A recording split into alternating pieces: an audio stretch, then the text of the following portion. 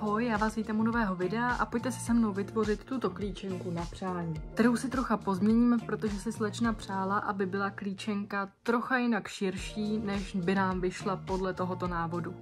Tento návod má 11 kousků bavlnek, já jsem se rozhodla z toho vytvořit sudý počet a pár kousků tam přidáme.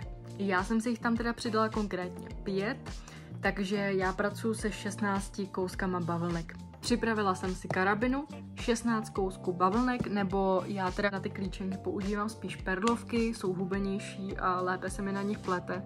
Takže jsem si ustřihla 8 delších kousků bavlnek, ty jsem přepůlila a navlíkla jsem si to právě na tu klíčenku. Bohužel jsem si vzpomněla, že bych mohla natočit video až potom, co už to mám takhle navlečený, takže vám to aspoň trochu ukážu a popíšu, jak tam nadáme tu bavlnku na tu klíčenku. Takhle by jsem si vzala perlovku, tu by jsem si přepůlila. Tohleto očko jsem vlastně provlíkla tou karabinou a tady tím koncem jsem si provlíkla tyhle ty dva konce, které by tam vyčuhovaly. A takhle krásně se vám to navleče. Úplně vám to v tomhletom videu teda moc neukážu, každopádně, kdyby vás to zajímalo, najděte si na mém kanále nějaké jiné video, kde jsem dělala klíčenku a tam jsem to ukazovala. Potom budeme potřebovat 3 barvičky, bílou, která je na oči, černou, která je na vnitřek očí, červenou na ty srdíčka a nějakou barvu na pozadí. Já mám vybranou bílou, každopádně na Bracelet Booku tam máte spousty různých vzorů, jak ty srdíčka můžou vypadat a fantazii se meze nekladou, takže výběr barev je hlavně na vás. Nelekejte se teda, že ten návod z toho Bracelet Booku bude trošku jinačí než to, co budu dělat já, a to z toho důvodu, že z jedné strany budu mít přidané 2 bavlnky a z druhé strany 3. Každopádně doufám, že tohleto video vám zase trochu pomůže k pochopení toho, jak se pletou alfa vzory neboli obrázkové. Vezmeme si bavlnku pozadí, kterou teďka budeme plést, pro mě je to bílá. Přilepíme si ji k podložce. Vezmeme si první bavlnku, na které budeme plést uzlík a uděláme si uzlík zpětný, vázaný doprava.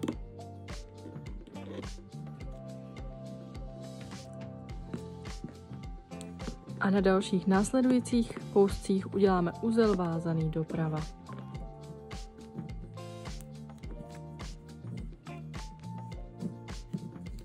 A na kraji si opět uděláme uzel zpětný vázaný doleva.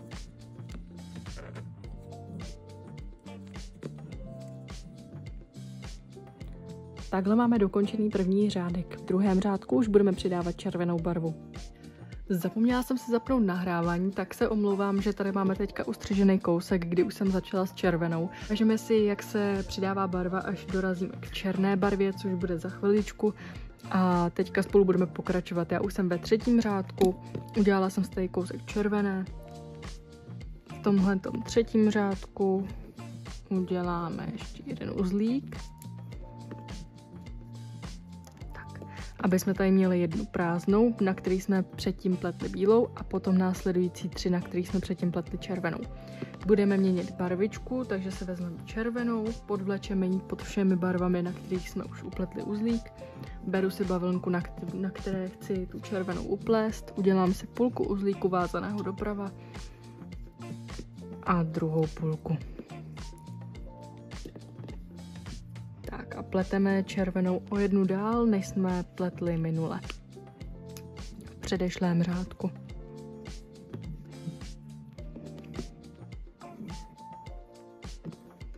Jinak na krajích pletu vždycky uzel zpětný vázaný na určitou stranu, na kterou zrovna jdu, takže tady na té straně uzel zpětný vázaný doprava, tady na té straně uzel zpětný vázaný doleva.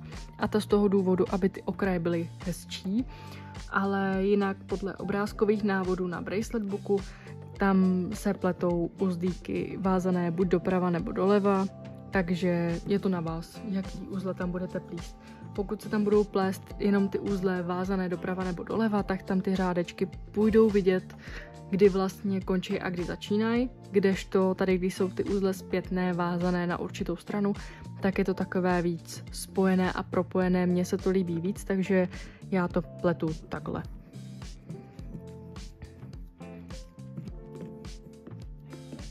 Tak a o jednu dál. Zase uzel vázaný doprava. Měním za bílou.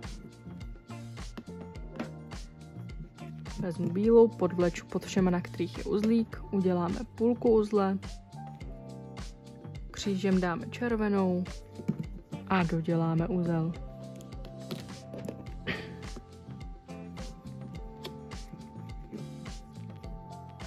Tak a pokračujeme.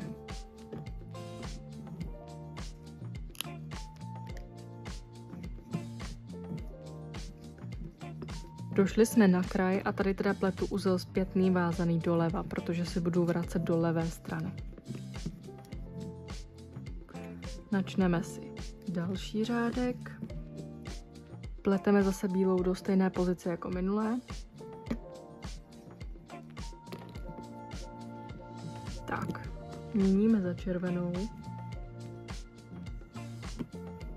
A uděláme si červenou 2 uzlíky vázané doleva.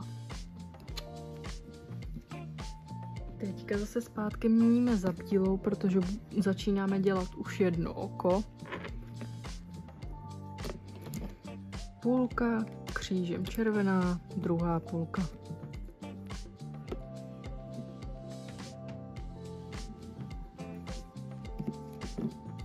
Druhá bílá. A měníme zpátky za červenou. To budeme dělat zase 2 uzlíky. Křížem dokončím. Druhý uzlík. A vracíme se zpátky k bílé.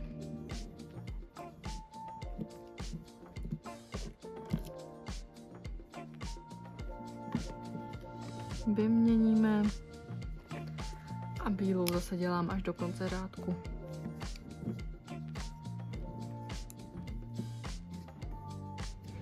Měníme za červenou.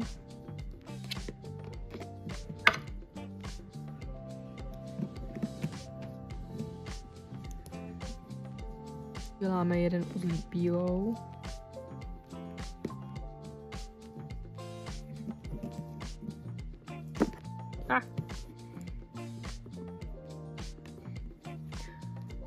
A teď přišel čas, kdy přidáme černou. Podvleču pod všemi bavlnkami, na kterých jsem už udělala uzlík. Vezmu si bavlnku, na které budu dělat uzlík. Uděláme si půlku uzle, vázaného doprava, křížem barvu, kterou jsme zrovna dělali uzlík. A tou černou dokončíme. Tak, teďka může jít bílá úplně stranou. Vezmeme si červenou. Podvlečeme pod bavlnkou, na které jsme dělali uzel. Vezmeme si následující bavlnku. Půlka uzle, černá bavlnka křížem, druhá půlka uzle. Tak. A uděláme si ještě jeden uzlík červenou.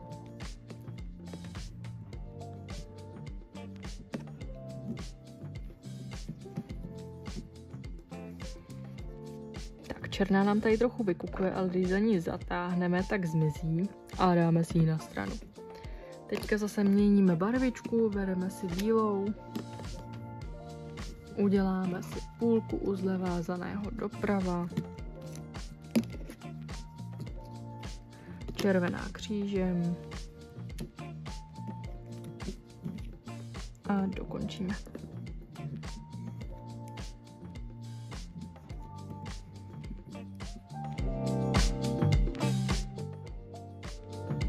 Já už mám klíčenku hotovou, z druhé strany si bavlnky zastřihneme a začistíme tuhle tu stranu. Může klidně zůstat takhle, já už to mám trošku zastřižené. Zbyl mi tady ten poslední kousek a to je ta barva pozadí, kterou jsme začínali. Tu si zastřihneme a ten konec, co nám tam zůstane, si zabarvíme třeba průhledným lakem na nehty. Já mám zrovna třpitivej, tak ho tam kápnu.